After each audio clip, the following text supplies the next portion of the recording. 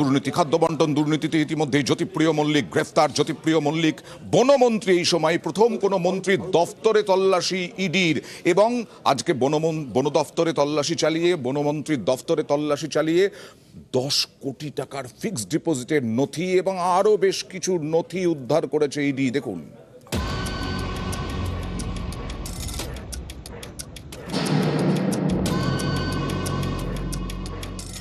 Ration বন্টনে দুর্নীতি, গড়াদের পিছনে প্রাক্তন খাদ্যমন্ত্রী জ্যোতিপ্রিয় মল্লিক।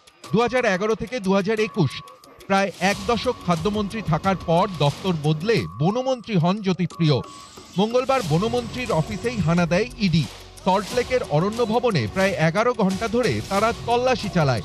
এরপরই প্রকাশ্যে একের পর এক চাঞ্চল্যকর তথ্য। ইডি সূত্রে দাবি, বনমন্ত্রীর চেয়ারে বসেও খাদ্য দপ্তরে দুর্নীতি করে গিয়েছেন জ্যোতিপ্রিয় মল্লিক। অরণ্য ভবনেও জ্যোতিপ্রিয়র ঘরে যাতায়াত করতেন বাকিবুর ও তার ঘনিষ্ঠরা। বনমন্ত্রী থাকাকালীনও বেনামে ধান কেনাবেচা করেছেন জ্যোতিপ্রিয়। বনমন্ত্রীর ঘর থেকে উদ্ধার হয়েছে ধান কেনাবেচার বেশ কিছু নথি। এতেই তদন্তকারীদের প্রশ্ন, বনমন্ত্রীর চেম্বারে কেন ধান কেনাবেচার নথি?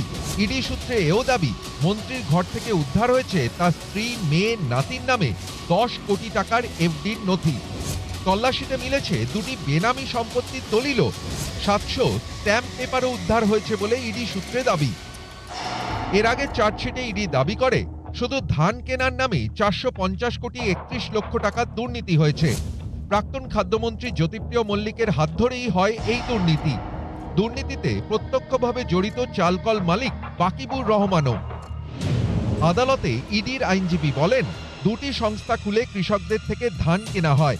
সংস্থার কর্মীদেরকেই কৃষক সাজিয়ে তাদের অ্যাকাউন্টে পাঠানো হতো সরকারি টাকা। এভাবে মোট 50 জন কর্মীর অ্যাকাউন্টে 450 কোটি 31 লক্ষ টাকা গিয়েছে। West Bengal essential commodity supply corporation লিমিটেডের নামে টাকা পাঠানো হয়। লেনদেনের সময় এই সংস্থার ডিরেক্টর ছিলেন জ্যোতিপ্রিয় মল্লিক। এবার সেই জ্যোতিপ্রিয়র বন দপ্তরের অফিসে ইডির হানা। রেশন দুর্নীতিতে এই প্রথম কোনো মন্ত্রীর দপ্তরে হানা ইডির। মঙ্গলবার 11 ঘন্টা ম্যারাথন তল্লাশির পরই জ্যোতিপ্রিয়র বিরুদ্ধে একের পর এক চাঞ্চল্যকর দাবি ইডির। নিউজ 18 বাংলা। এবার আয়কর দফতরের তল্লাশি। বাইরন বিশ্বাস সাগরদিঘি থেকে নির্বাচিত